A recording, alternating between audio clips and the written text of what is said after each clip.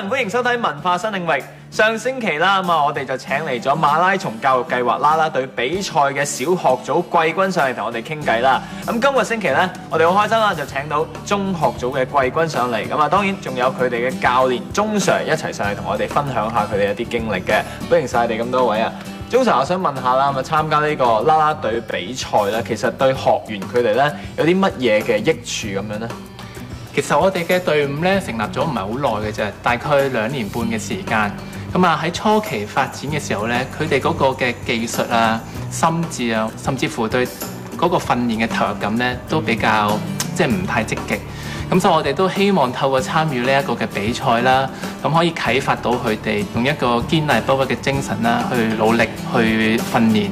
訓練嘅時候，其實佢哋個技術咧都已經有所成長嘅。完咗比賽之後，我哋都好開心啦，獲得到一啲嘅獎項。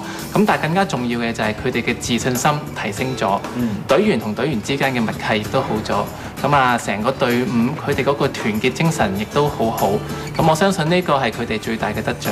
咁得益都係真係唔少啊嚇。今次佢哋嘅比賽咧係用一個咩形式咧去做表演嘅咧？其實咧競技啦啦隊咧係一個集合舞蹈啦、競技啦、金字塔疊羅漢啦、嗌口號啦，係一個嘅運動嚟嘅。我哋會透過呢度唔同嘅元素啦，去演繹佢哋嗰個嘅作品嘅。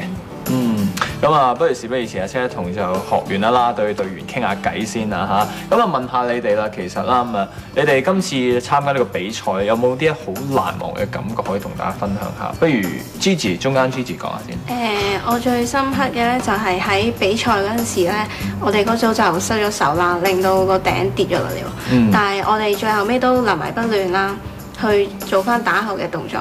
咁最後都贏咗獎，最後都仲可以攞季軍添啦，一定係一個好好嘅表現啦。當中咧默契一定唔少得噶啦。我想問下阿 Sir， 其實點樣去培養到學員之間個默契咧？其實好多時咧，好多隊伍咧都會好依賴老師啦或者教練嘅教導或者帶領嘅。但係我哋就好強調咧，佢哋自己隊員之間去主導一個嘅訓練嘅。因為喺佢哋自己主導訓練嘅過程入邊咧，佢哋互相咧會溝通多咗好多，同埋佢哋咧親自落手落腳去做成個表演入邊嘅嘢。所以佢哋咧會對成個內容啦都會好熟悉啦。大家有啲乜嘢做得唔好嘅，大家都會夾得比較多。所以佢哋個默契咧就會從而慢慢去建立噶啦。咁都要成為朋友先可以有默契噶啦嚇。咁你哋嘅感情其實係點樣培養嘅咧？會唔會中間都有啲拗撬噶嘛？爭執一定會有嘅，但係一定互相體諒啦。因為畢竟我哋都係學生，可能有時因為學業啦而嚟唔到練習嘅，咁我哋就要互相體諒，而唔係埋怨對方咯。但係相信一齊啦去練習嘅時候咧，都會有好多嘅得着啦。可唔可以講下有啲咩得着咧 ，Cherry？ 入咗啦啦隊之後咧，我覺得自己嘅信心啦同埋責任心大咗，之後咧又識咗好多唔同級嘅朋友，同埋又笑得多咗。